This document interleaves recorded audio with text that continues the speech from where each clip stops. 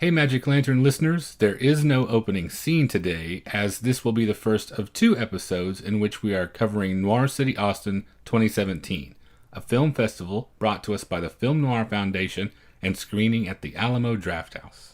For this special episode, we had the chance to sit down and have a conversation with one of our favorite voices in film today, Eddie Muller. We hope you enjoy it as much as we did.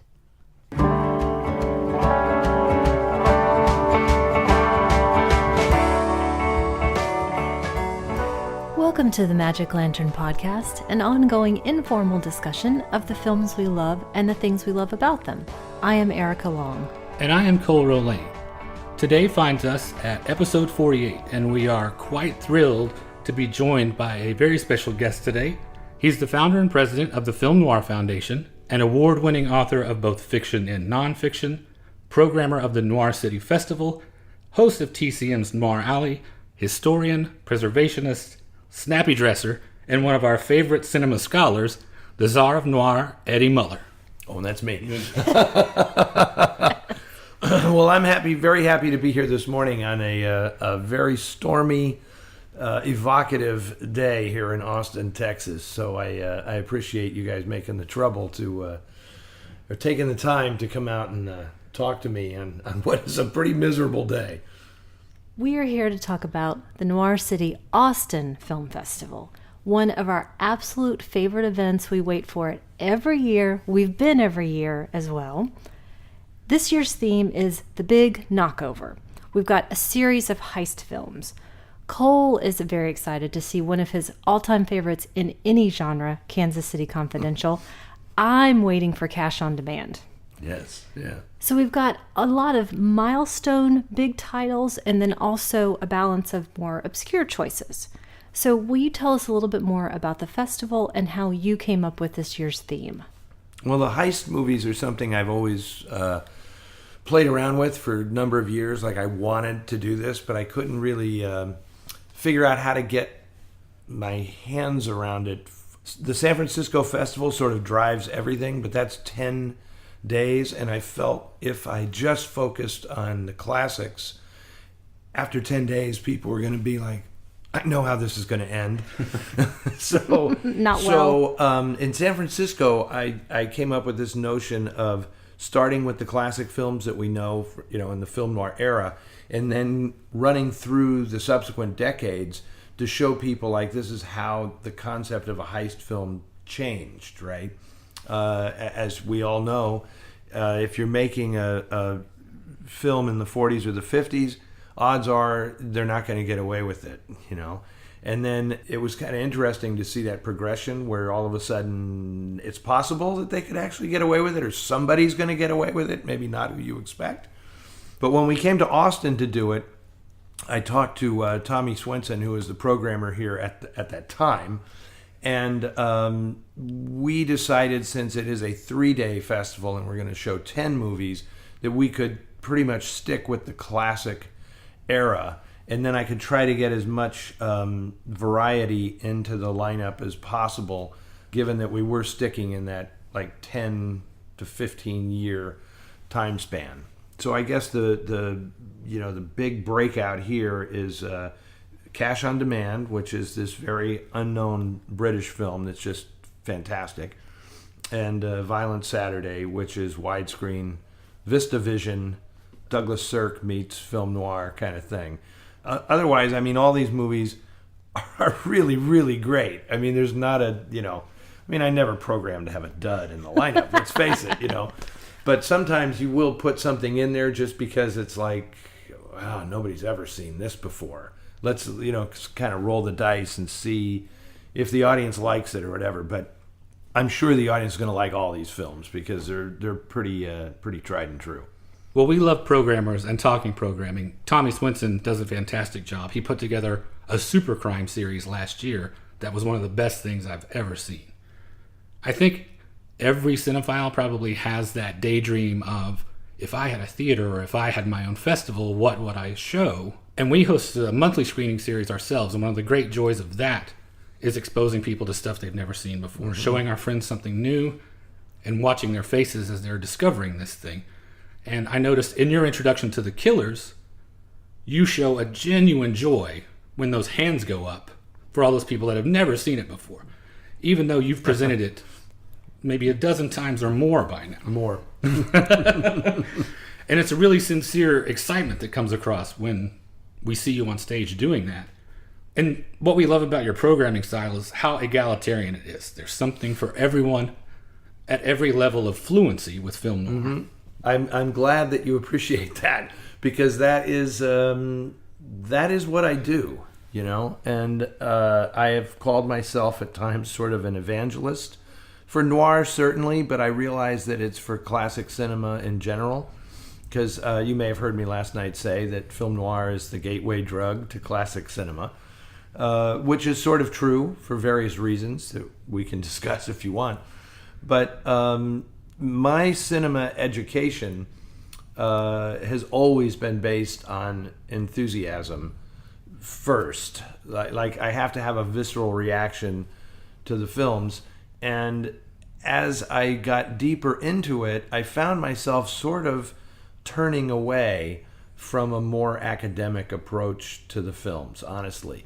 And I didn't like people who tended to overanalyze the movies, because I really felt people react to movies the way they want to react to movies, right? I mean, that's just if you choose to go in that direction and you want to understand all the different layers and what it could mean symbolically and all, that's great, but that's not necessarily the right way or the only way, you know. And I have always had a bit of a difficulty with people who like, well, I understand this and no one else does. Because I'm sorry, but anybody can understand a movie like The Killers. Yes. Anybody, right?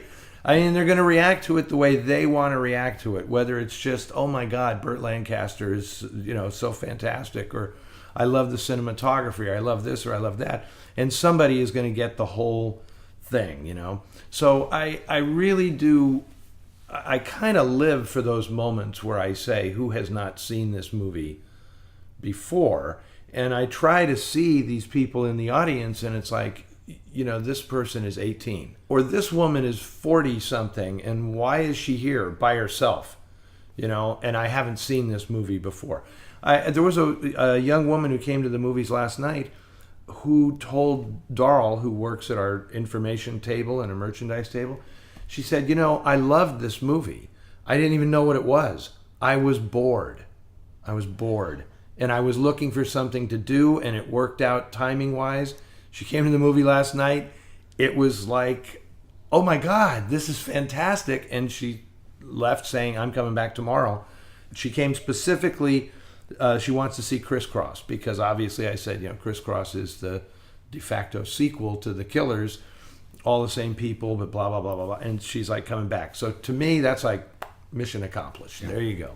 Speaking of finding those new favorite things, you did that for me first through your books. I came to you through Dark City Dames. Mm-hmm. It was an accident in the library. I thought, oh, this looks interesting.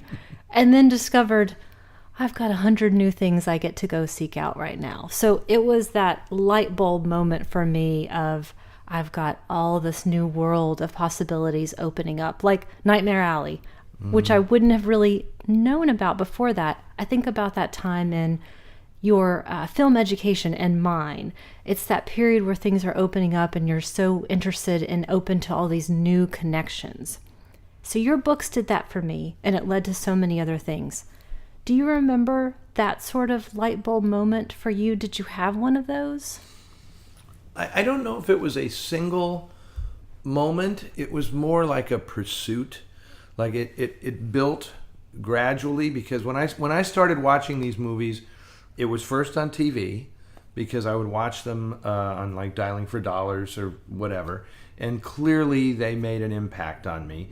And I was very, very fortunate. I mean, wow, you can hear this thunder. Wonderful. It's amazing, yeah. Let's go watch the movies after this. Yes, I'm all for that. There were two tracks that happened that I think are very interesting, and you can compare generations of film fans, right? When I started watching these movies, it wasn't that convenient or easy to see them, right? You had to really seek them out, right? Either on television or at movie theaters, because I grew up in San Francisco and it was filled with repertory cinemas. I mean, every neighborhood seemed to have a rep cinema where you could go and watch these movies actually on the big screen, which is to me a huge advantage, right? Now, of course, they're all available on DVD or streaming or whatever, and it's almost like you have such an embarrassment of riches to choose from that you need somebody to tell you, go here and look for this, because otherwise you can kind of seize up. It's like when I go online to like look at whatever it would be, Netflix or something, I don't know. It's hard for me to pick because I don't know what's good, and it's not a curated experience. So I'm very much into that. And so I don't know if there was a light bulb moment for me as much as it was following the trail, like of actors, of directors. Certainly, my education, there was very little in the way of film scholarship when I was growing up. But what there was, I devoured it. There were these series of cinema books or something, and I'd like collect them all, And that's sort of how I got into it. And honestly, my books, I appreciated those books being there, but my books were a reaction to those because I thought those books were way too academic. And later on, I learned, of course, that a lot of these were people's like graduate thesis being published, and it's like they're making a case for something instead of just exploring it passionately and giving you the backstories. I'm all about the backstory, It's like, okay, so I can watch a movie like The Big Heat. I get it. I know what that is. Then I'll read the novel and I'll say, it's really interesting. Why did this change? Why could it not happen the way it happened in the novel? And that's when you start to realize, oh, I see, Hollywood's a business. This is the way it works. Artists are allowed to do this, but not that. And then you start getting into the backstories of the creators of these films, and you realize, I see, this is why these things take shape the way they do. Far too much film criticism, I feel, is just somebody watching the film and fitting that film into their preconceived idea of, this is my idea of how cinema works, and here, I'll prove it to you by twisting this movie to fit my agenda, right? Which I am not interested in at all. So I don't know, that was a long answer to you. I don't know if it made any sense. We talk about those same themes all the time on the show because that's what we're interested in. That's how we got started, making those connections, finding that actor or artist that you're interested in, and then discovering there are 50 other things that I can go find and enjoy by this person. But I'll bet I do something that you guys don't do. Yes. I have actors, actresses, directors who I like so much, I won't watch everything that they've done. Okay, that's the first time I've heard something like that. Tell me why. Because I want to have something to watch when I'm an old, frail old man, It's like when I'm 75 or 78 years old, I want there to be a Gloria Graham movie that I haven't seen. Mm-hmm. Good point. So it's like Man on a Tightrope. I have not watched that film. That's like a Kazan film. Gloria Graham's in it. It's like I'm just saving that one. I'm just putting that one in my hip pocket, and it's like, I'll watch it someday. Now you might argue, this is a revelatory thing in a way, because you might argue, well, I've just given away my card as a cineast or something, It's like, really? How can you say you're an expert if you haven't seen that film? And it's like, because I don't see where it's said I declare myself an expert. I'm a film guy. I'm a film lover. I want to have a Gloria Graham movie left to watch. It's like, 'cause she's not coming back to make any more. Unfortunately, no. So, well, you know that Annette Bening is playing her in a movie. Yeah, great. She's doing Gloria Graham. Film stars don't die in Liverpool. It's the end of her life, but it'll be interesting to see how they handle that. It seems like an excellent piece of casting now that I think about it. Yeah. Well, she played Gloria Graham in The Grifters. Yeah. That was basically, she was doing Gloria Graham. To her credit, she was doing a great Gloria Graham in that movie. Well, I'm thinking about Erica's eureka moments, and for me, that is stuff like The Creature from the Black Lagoon, Our Gang Shorts, Laurel and Hardy. Those were all the things that were the first things I was shown that I got super excited about as a really young person. When that was happening, that was the early 70s. And so there was a 40-year span between when those things were made and when I was first encountering them. And I think about kids today who are in a similar situation. For them, it's the films of the 70s, which seems crazy to say out loud now that it's that close. Yeah. But one of the things that we like to focus on is encouraging neophytes, and how do we get younger viewers or people who are just beginning to discover their love of cinema to those films. Some of those people that might balk at acting styles that they feel are antiquated or stylistic conventions they don't quite get. How do we bring them over, like you said, the gateway drug, to understanding and appreciating classic film and noir in particular? Well, okay, here's an interesting point about that, and maybe I'm revealing a little too much of the secret here, you know. This is what we live for. But Yeah. this is one of the reasons why, in my approach, I do focus so much on the backstory. It's because I want to take people by surprise who think, oh, those movies are, you know, they're old-fashioned, they're corny, there's nothing edgy or dangerous about them. Well, I always make a point of saying this was dangerous.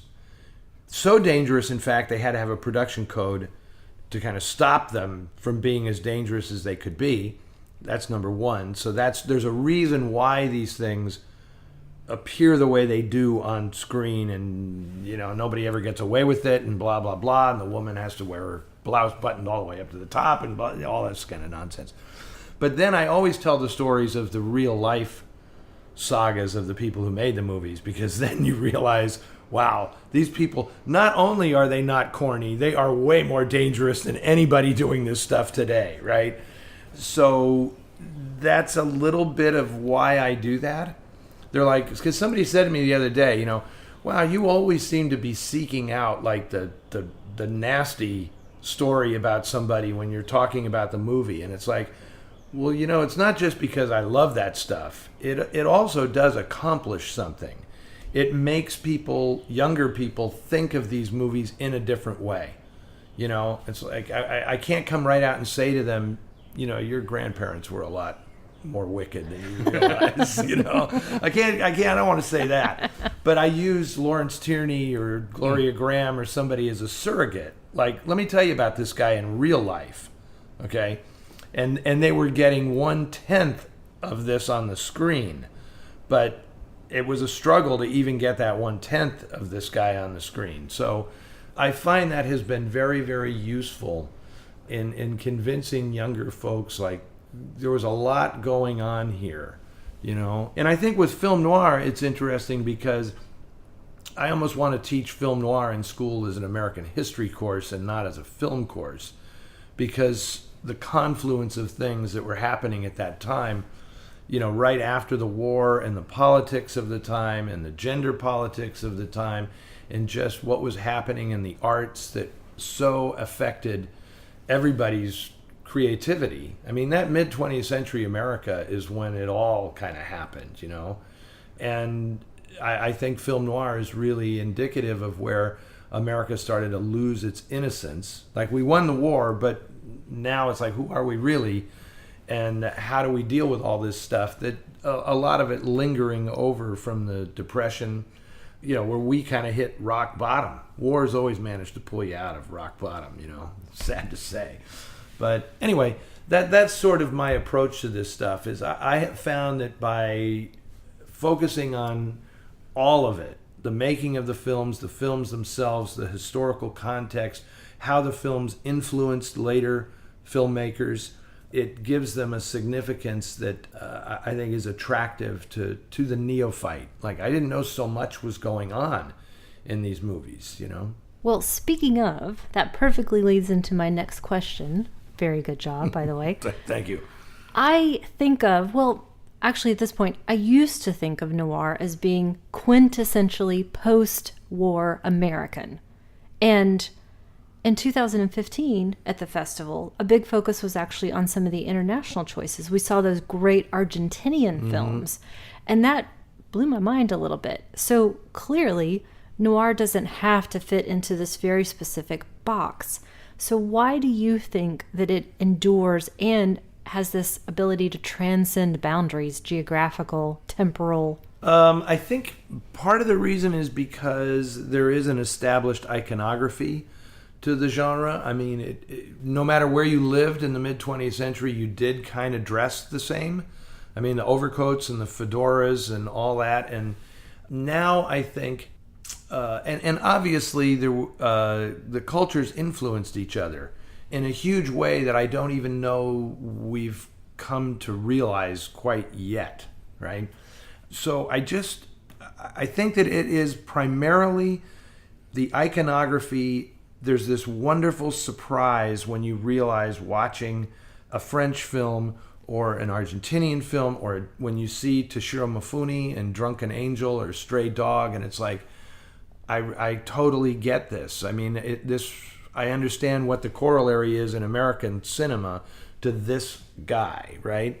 And this has been a fascinating experience for me, because obviously I had the same feeling as you when I started watching these films, and it's what the books and the scholars told us, that this was an American phenomenon. And then you realize, well, it's an American phenomenon because Hollywood produced more movies than any place else in the world, right? If the Nazis hadn't come along, Ufa might be Berlin might be the film capital of the world were it not for the Nazis, right?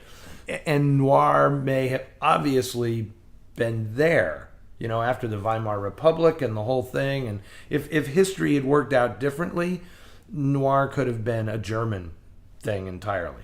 But I think you see the influence, in the cinematography and the style. It crosses all these boundaries. So when I saw that Argentinian film, I don't know if we showed that here last year, it's called Apenas un delincuente, Hardly a Criminal. It was like this guy saw Brute Force and The Naked City. He saw those two movies and said, let's make a movie that combines the two of them. And it was just like watching a Jules Dassin film made in Buenos Aires. And to me, that was just like, this is incredible, and then Ugo Fragonese, the director, comes to Hollywood. He ends up making Hollywood movies. He marries Faith Demurg, who was a Howard Hughes discovery. She ends up going to Buenos Aires and making movies. This happens all the time, right? I mean, this is the subtext of all of cinema, and it doesn't really get written about that much. And I think it's absolutely fascinating. And I don't quite get the mentality that wants to pin this stuff down and say, this is an American phenomenon. Or, you can't tell me that film noir existed prior to 1941 or after 1959. It's like, really? I mean, I don't understand the value of containing it so drastically, right? It's just that weird need to be right about something. And I have no interest in being right about something. I have a great interest in being interested in something, So if you see examples, and people say all the time, I had somebody once complain, to me directly, like, your work has diluted the notion of noir because you've expanded it too much. It has no meaning anymore. Apparently, they right? worked at the official film noir estate, and they had to manage the. But legacy. It's like, but I always make a point of saying, look, I'm sure, I've had Mamie Van Doren at my festivals, right? I am not going to try to sell anybody on the idea that Mamie Van Doren represents film noir, right? But if I call Mamie Van Doren and say, you want to come out and do an interview with me and we'll show Guns, Girls, and Gangsters, and she says yes, I'm not going to say, I'm sorry, Mamie, it's not really film noir, So that's like my approach to all of this stuff. And that's why, I have this, I'm not going to call it a bully pulpit, but I can get up there and say, okay, I'm showing this movie. I don't really think this is film noir, but here's why, right? And I mean, even on the TCM show, I mean, I'm programming stuff that I would question whether this is film noir or not, but I have a reason for showing it, and I think it's valuable to see it. And my attitude is, yeah, if you have to put a package on it and wrap it up with a bow and call it film noir in order to get somebody to watch it, what the hell's the problem with that? You know, honestly, the debate about is this film noir or isn't it film noir is part of the reason why it has stayed so popular. There's no question about that. I love it when I hear people leaving the theater and but I don't really think that's film noir. It doesn't bother me when they say that, because it's like they're going to go to a bar and they're going to talk about it, and it's like people are actually thinking about this stuff. Right. You know, High Sierra is a great example of that just from last night. It has noir tendencies, but it's not a full-fledged noir, I wouldn't say. But anyone who would pass up the opportunity to see that thing exactly is nuts. Yeah. You'd miss Pard, first of all. The best part. The cool dog. Pard with the underbite. Pard. I said in my introduction, it's like, he takes a special dog to like undercut Ida Lupino and Humphrey Bogart, Pard does it. And they did the thing running after the car, not once, but twice. They did it twice. I'm just really angry that they pinned the whole thing on the dog. Oh, but that's what's so great patsy. about it. That's what's so great about it. Now, see, to me, that was the most noir element of the movie. It's like, this is the whole thing. It's like the dog just wants to see his buddy again, and he walks out into the open. We're spoiling the whole movie for people who haven't seen it, Yeah, okay. So, but I agree. And it's funny that a lot of people would say, somebody said to me last night leaving the theater, how could you say that wasn't noir? Oh my God, that was totally noir. Because it ends quite badly. Right, and there are a lot of people who think, well, if it ends badly, it must be noir, as though like tragedy throughout history has been called noir. It's like, no, it's just going to end badly. Everybody's going to be dead. Is Shakespeare noir? Right. Is Jacobean tragedy, is that noir? I don't know, but yeah, it helps. It earns it bonus points if it ends badly. Clearly. Well, speaking of the Argentinian films, that makes me think of the restoration and preservation projects that the Film Noir Foundation does. As is often the case with these labors of love, I'm sure ready cash isn't just laying around in huge piles. If only, yeah. So with limited resources, how do you decide which are the titles we want to go after? How do you go about tracking down elements? How do you decide to devote the time and limited resources you have? And also, how much are you thinking about distribution post that process, the streaming platforms, home video, all that stuff? Okay, well, how long is this show? This is the stuff we love, though. This is the stuff that nobody else talks about. Okay, well, here's the thing. All this has changed so radically over the last few years, because when we started, here's the deal. The Film Noir Foundation started because we had a windfall that I was not expecting from the festivals in San Francisco.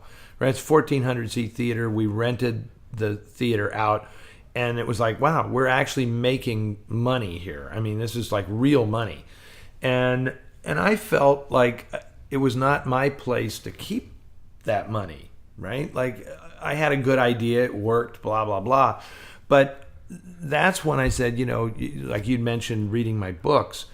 There were movies that I had written about in my books that when I was then asked to program festivals, I can't find these as films, right? There's no 35 millimeter print. I saw it on some lousy VHS taped off TV, but try finding the print. And then that was my extracurricular cinema education, which I knew nothing about when I started doing this, was all about, where do these prints reside? How do you preserve them? All this kind of stuff. So over the years, this has changed. At first, The Prowler was the first movie that we restored, and I restored it because I was the guy who was destroying the only print that existed, because I'd show it, and every time I showed it, it deteriorated a little bit more. And it's like, I don't want to be the guy who ruins this movie. I want to be the guy who rescues this movie, right? So that required finding an original negative and making the prints and all this stuff. It's very complicated. There are only so many archives you can go to, and then it becomes a total detective story. Then it's like there's got to be one somewhere, and you're going to either find it in a film archive or you're going to find it in somebody's closet. I mean, there isn't a lot of in between, right? So, but over the years, as the business has changed, right, and so where do you show these films, right? There are fewer and fewer theaters where you can show them. There are fewer and fewer qualified 35 millimeter projectionists to actually screen a film that you just spent $90,000 restoring. It's like you don't want to hand the print to somebody who's going to damage it. And then you now get into, well, it's very different restoring a film to show it as film and then transferring that to a digital medium and selling it. That's a totally different game, which is something I never wanted to be involved in because I thought I don't want to spend, that wasn't my charter, was to spend money making digital product. My charter was preserve film, right? But now you can't get away from it. So it's something that we definitely think about. And we had success with Woman on the Run and Too Late for Tears with Flicker Alley, which is a great company.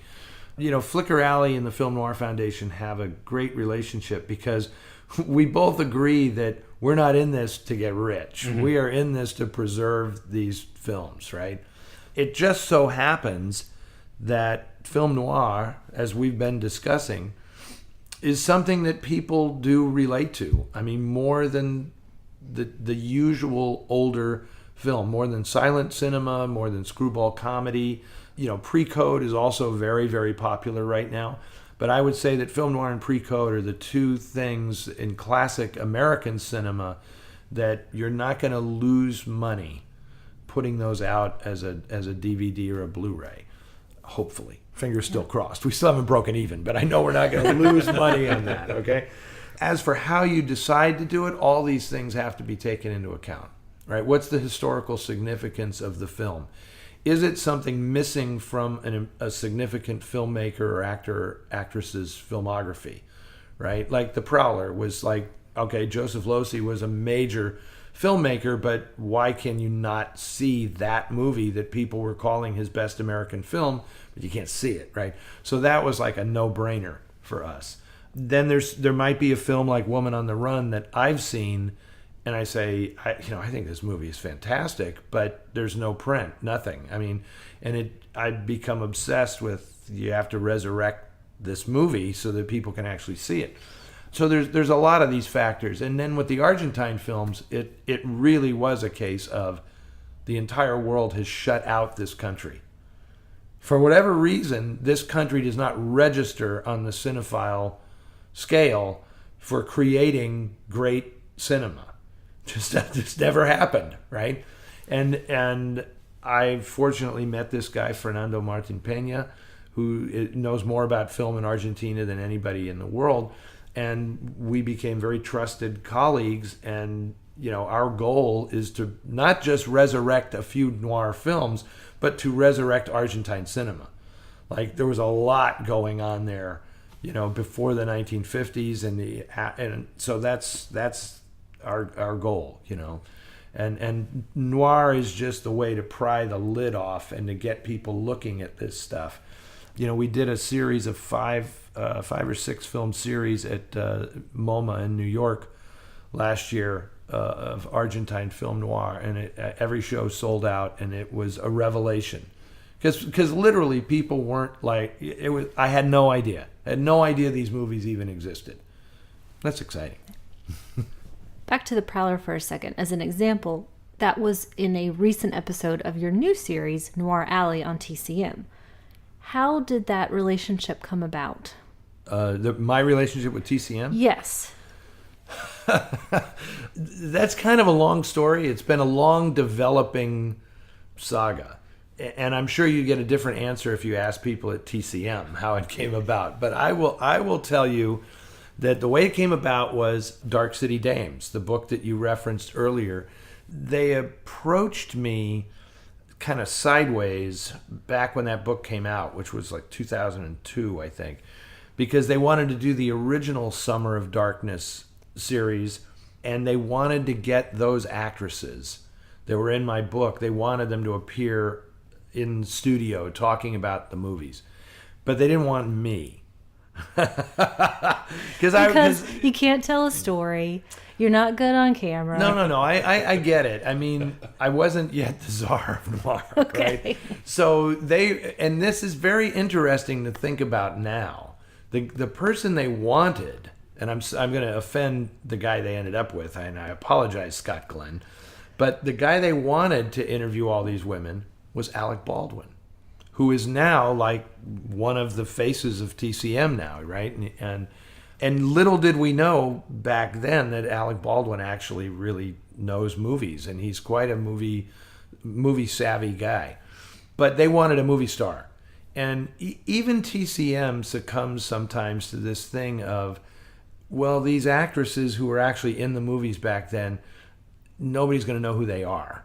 We need a movie star, a contemporary movie star, to introduce you to these other actresses, right?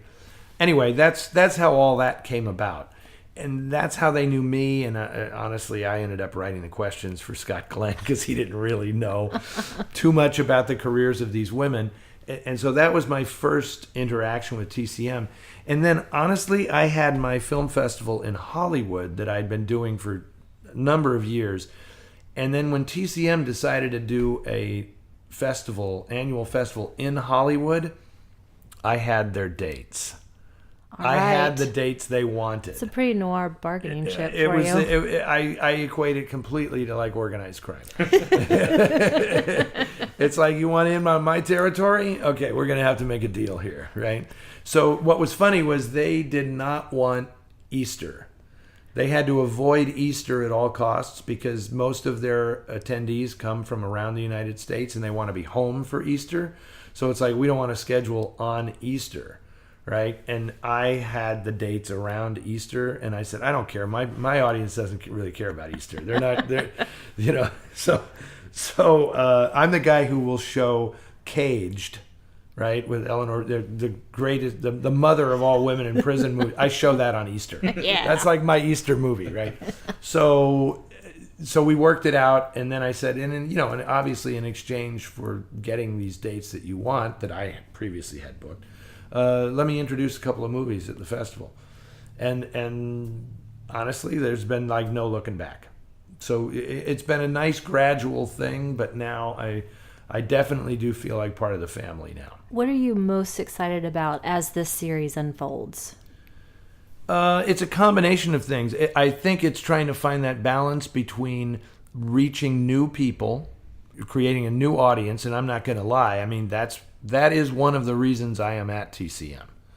I believe they see me as someone who effectively straddles the hardcore movie fans. I have credibility with them, but I think my approach appeals to younger people.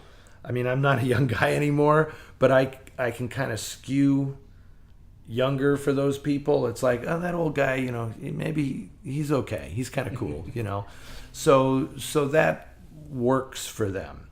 And I also really hope to do to some degree what I do with my own festivals, which is at some point I think I'll be able to bring in the unexpected films, take this in a slightly different direction. I mean, I understand that it doesn't, I have my own thing, and I'm able to do much more of what I want to do in my own world with the Noir City Film Festivals and the Film Noir Foundation than I can really do on TCM. But it's a really nice fit. I mean, they appreciate what I do, they respect what I do, and I completely understand, they're a big corporation, and it's not like I can just walk in and do exactly what I want to do. I will play by their rules, and we'll find this nice little sweet spot where everybody gets what they want. So I think that's what's shaping up here. And I will tell you one other thing about it that I really appreciate is they don't edit me at all. I write all my intros and outros, and I pick the movies within reason. I mean, the movies have to be in license to TCM. Right. It has to, and so just for example, I'll pick a year's worth of movies, right? Or 48, because I don't, there's a month that I have off. 48 movies out of like 150 that are in play, right? And then I can color outside the lines a little bit, within reason, right? I gave him 14 movies the other day. It's like, I want to show these 14 movies, right? Whatever we have to do to make this happen, let's try to get these 14 that are not in license pool. So we're working on it. 6 of them we've already nailed. So it feels good. I think we both thought the intro, especially for The Prowler, was so good, such a good mix of exposition and interesting story, and enough to get you through and get you excited. And it wasn't unnecessarily short. It didn't feel like it was rushed. It just was, oh, wow, yes, I cannot wait to see this. Good. Now. That's exactly what we try to accomplish in the intros. I don't honestly know how long they are. I mean, I know how much I write to do an intro, like I want to talk about this, I want to talk about that, and they say, nope, this feels good, and I'm very happy to hear you say that. I appreciate it. To get back to the festival currently, the Austin version of this, the Alamo Drafthouse, where this is screening, is our temple to film here, and Tim and Carrie League have built this amazing thing where no talking, no texting, you respect the film. It's like our sanctuary. It seems like the perfect place for you to have the festival. How did you develop a relationship with the Alamo Drafthouse? That's a good question, because I have known Tim and Carrie for a number of years, and I've actually done a lot of shows here before it was Noir City. So do you guys remember Kayla Janice? Yes, do you remember definitely. Kayla? Yeah. I think it was actually Kayla who got the whole thing rolling. I think she was aware of me, and I think she said to Tim, we should have this guy come here and do a show. I'm trying to remember what the first movies were that I showed here. I think it was a film noir double bill. And then I came back and did a thing, we showed Detour, and I came with Ann Savage and had her here. Wow. And I remember Richard Linklater was not here, but he sent an emissary with his Detour poster to have Ann sign it. Then I came back and did an event with Tab Hunter, because I wrote Tab Hunter's autobiography with him, and we came and did an event with Tab. And so there's been a lot of stuff, and I've just known Tim and really appreciated him and what he's accomplished. We've known each other for a long time. Now, of course, he's in my neck of the woods. He's got a Alamo in San Francisco now, which was an extraordinary thing. I mean, the theater that he's in San Francisco was just sitting there derelict for decades, for essentially my entire lifetime almost.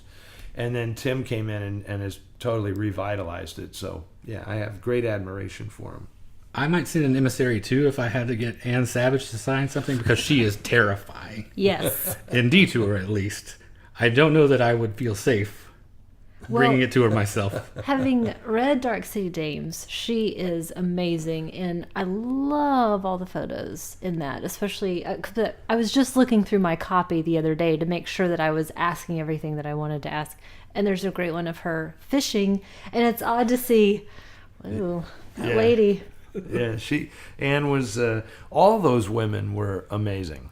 That's still like my favorite book that I've done, just because of how, whatever it is as a book is one thing, but my story of writing the book and getting to know them, I'm looking forward to putting it out again, because I now own the rights to the book, and I'll be able to do another edition at some point where the afterword will be really great, because I'll be able to tell all these stories that I couldn't actually put in the book, and a lot of them about my relationships with these women.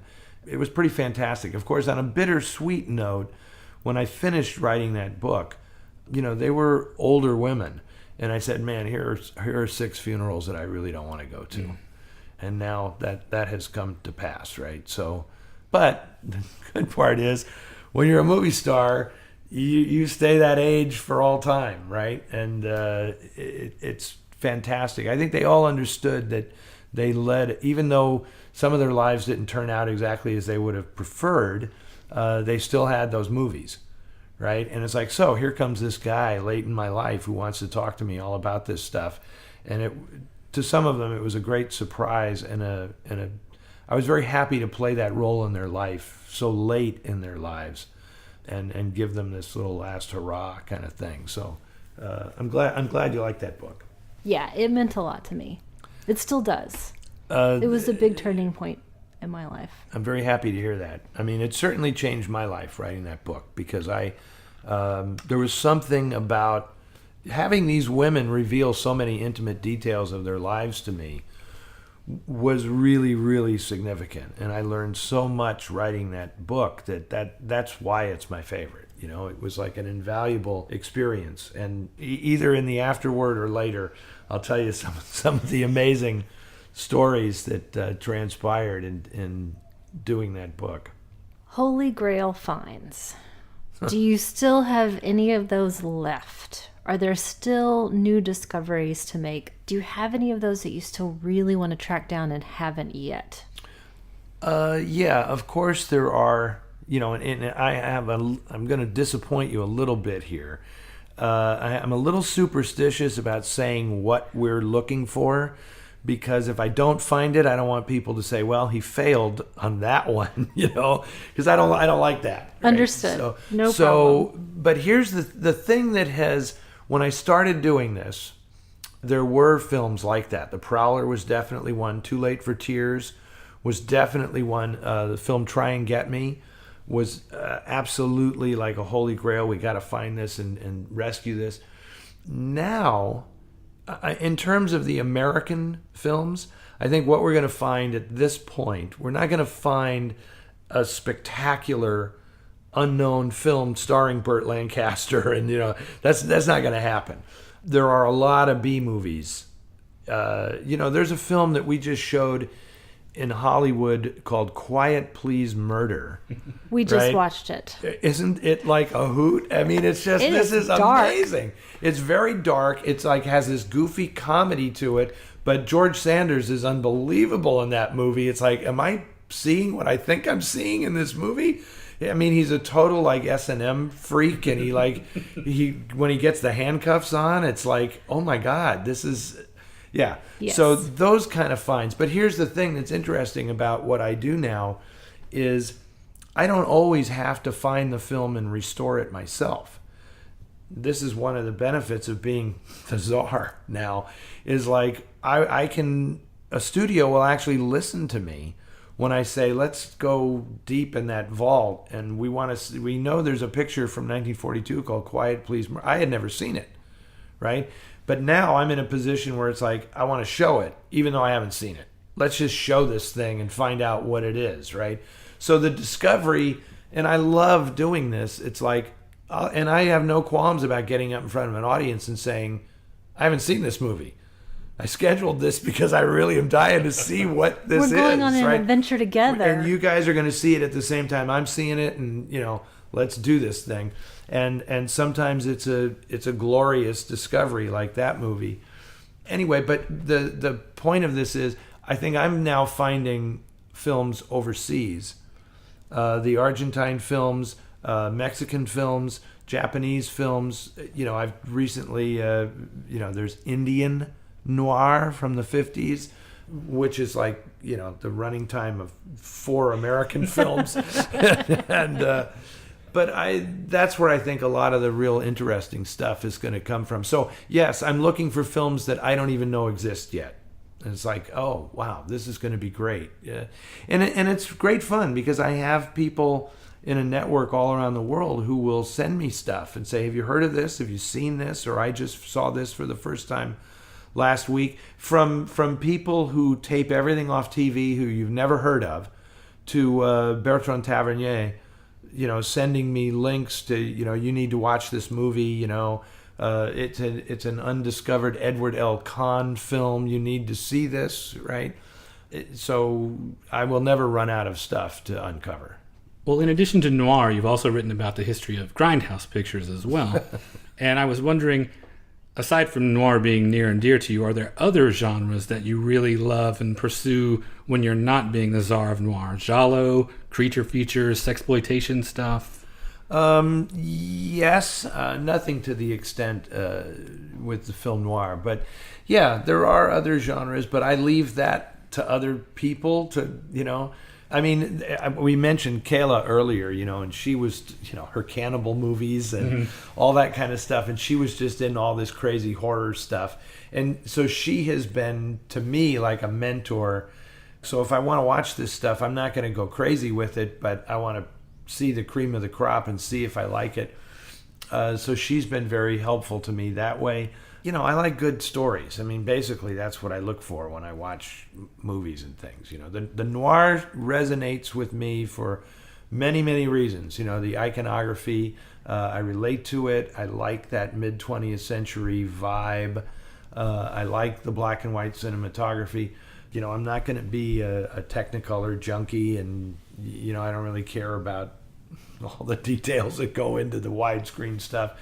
But I follow interesting stories. That's sort of the thing. So I like Anthony Mann's Westerns almost as much as I like his film noirs. And his spectacles are pretty good, too. I recently saw Fall of the Roman Empire, and it was like, wow, this movie is timely. After all these years of living, breathing, proselytizing about it, in some instances, are there still performers, artists, technicians that you think are still to this day unnecessarily underrated? Yes, Andre de Toth is one. There are certain writers who I think in some respects the Film Noir Foundation in Noir City has sort of uncovered their contributions, like William Bowers, who was a screenwriter who really didn't get his name on a lot of pictures, but our research has shown that he wrote the final script for so many of these movies that now we can definitely see like the Bowers touch in so many of these films. And a lot of those films, he did a lot of work for Universal in the 1940s, and a lot of those movies have never been released, on DVD or anything. I got my fingers crossed I'm going to be part of that resurrection as well, like Crisscross that we're showing at the festival here. Bowers did the final draft of Crisscross and all the great wisecracking dialogue and everything. That's all him. And and I do believe there are just still a lot of people who are underappreciated. I mean, a guy that I really enjoyed was Felix Feist, who did The Devil Thumbs a Ride and The Threat and This Woman is Dangerous, and a film that I love called Tomorrow is Another Day with Steve Cochran and Ruth Roman, that I think, honestly, if the ending stayed dark and it didn't have the last 2 minutes, I think that film would be considered a classic and would have already been resurrected as one of the great noir films. So yeah, I think there are. The answer is yes. There are still people there waiting to be discovered. And the other part of that is, even when they're big stars, you kind of wonder, like, what happened? Like, why does nobody know Alan Ladd today, right? I mean, Alan Ladd was Paramount, right? Paramount and MGM, the two big studios in Hollywood at that time. And Alan Ladd was the biggest star at Paramount. So why are his pictures virtually unknown today? I mean, aside from the Blue Dahlia and stuff, I mean, you can't see. And a lot of his movies have totally disappeared. We, this past year, somehow resurrected, thanks to Universal, Calcutta, which was a major picture he made with John Farrow, right, who was Paramount A-list director, their big guy. And that movie had totally vanished. And now at least it's back in a DCP, not a 35 millimeter, but there is a DCP of that movie. Yeah, everybody knows Humphrey Bogart, but I'm determined that everybody know John Garfield as much as Humphrey Bogart, So that's the thing. Mm-hmm. I mean, some people stick and become icons, and then it is weird to me that it doesn't happen for other people, but they've made all these tremendous movies. And it's like, just keep showing the movies and they will stick in public consciousness. How has it been for you lately embracing social media the way you have? Because I know you just got on Twitter for the first time, which I was amazed to see, surprised to see, in fact. TCM made me do it. It's okay. I'm in some respects, I'm just very old fashioned, and I do a lot of stuff, right? And I'm always afraid, like, oh my God, it's going to be a time suck, if you get on Facebook or Twitter or something like that, it's going to blow your day. But I'm realizing that's not necessarily the case. It's the old thing of, you have to use the tool, don't let the tool use you, and so it's good. We all know what the pitfalls of social media are. I don't like in some cases, I don't like the anonymity of it. And interestingly, when I went on Twitter for the first time, and a lovely woman named Mariah Gates at TCM, who does their social media, like hooked me up. I didn't know what, and she was like explaining it would have been a great video to see me trying to figure out what she's talking about. And it's like, Eddie, now you push this and you do this. And I'm like, okay, whatever, But I was Noir _czar, because somebody else had Eddie Muller. Right. And I said, I don't want to be Noir czar because I want to be transparent on social media. This is a big thing with me. Yeah. I don't like people being anonymous on the internet, except, like anonymous. Right. Then I understand the point of being anonymous. Right. But, because then people can act out, and which I don't particularly approve of.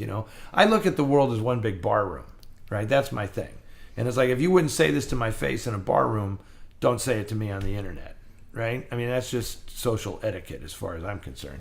So anyway, I'm back. I got Eddie Muller now. I guess they shot and killed this guy who had it. I don't know. But I've got it now. I don't know what they did with the body, but so I'm happy with that. Although there are people who said, dude, you shouldn't have given up Noir czar. That was the coolest handle. I'm like, fine, whatever. But you know what you're getting.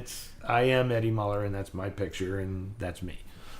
What are you looking ahead to that you can share with us, foundation-wise, festival-wise, future plans? Okay, future plans. Well, I'm ramping up. Eventually, we'll do a huge 20th anniversary show in San Francisco. Oh, great. And it'll be even closer to the 20th anniversary in Hollywood. The biggest festivals in San Francisco, the first festival I did was in Hollywood. So we're doing those. We have a couple of projects in the works, restoration-wise. And one is definitely set. I'm not going to say what it is. And one is in the works. I'm hoping it comes to pass. We will definitely be putting out a couple of more films with Flicker Alley. We will be putting out Los Tallos Amargos, the Argentine film from 1956, and we'll be putting out Repeat Performance, which is like an eagle-lion picture from 1947 that's pretty cool. It's like a Twilight Zone noir episode, a little more supernatural aspect than we're used to. And I have high hopes that we will be doing more. There'll be more Blu-ray and DVD releases in various permutations, either with the Film Noir Foundation or just me, or something maybe involving TCM and Noir Alley doing a co-branding thing. Anything to get these movies out and on the radar screen. I mean, that's how it's packaged and bundled and all that stuff. We can work all that out. Let's just get these things out there, And if I have one, I guess what I'll say in closing is, if I had the thing I'm most happy about with the way all this has worked out, like being the czar, is that it actually has raised my profile and the profile of noir enough that I don't think there's any question that people now are looking at these films and getting them out there on their own, right? And if I have anything to do with that, I appreciate it, but because sometimes I can point to their archive and say, you've got these films that you could actually do something with these, right? They may be titles that they, like, nobody's going to buy that. Nobody's going to look at that. And it's like, no. Look, There's a show on TCM. We do this, right? I mean, I'm able to do these festivals all around the country. Rethink it. Quiet Please Murder, an unknown movie from 1942. Trust me. Pull this out. Make sure the print's in good condition. You can do something with this movie. So I don't have to be directly involved. I appreciate when I'm indirectly involved, just like shining a light and saying there's life here still. Pull it out and let's see it. Well, that brings us to the end of episode 48. We will put links to all of this stuff in the show notes, but we just wanted to take a second here to encourage everybody to visit the Film Noir Foundation at filmnoirfoundation.org. There you can keep up with their projects and restorations, donate to the cause if you feel so inclined. The Noir City Festival website will always have the most up-to-date information about the current incarnation of the festival, and don't forget to tune in to TCM on Sunday mornings at 10 a.m. Eastern as Eddie guides you through the dark end of the street on Noir Alley. Thank you so much for your time today, Eddie. We appreciate this so much. It's been a real thrill to be able to sit here and have this conversation with you today. It was great fun. I appreciate it very much, and I really appreciate your enthusiasm for this, and your approach to the whole thing is absolutely fantastic. So thank you. We'll be back in a couple of days with our wrap-up of the Noir City Austin Festival 2017. But before we sign off, I also wanted to say thanks to Darl Sparks and Ann Hawkins from the Film Noir Foundation for helping us put this together. We could not have done it without their help. And I also wanted to say a special thanks to Tim and Carrie League for their immeasurable contribution to Austin's film culture, and especially for their hospitality today in providing us a place to have this conversation. We appreciate it a great deal. And thank you for listening to the Magic Lantern Podcast.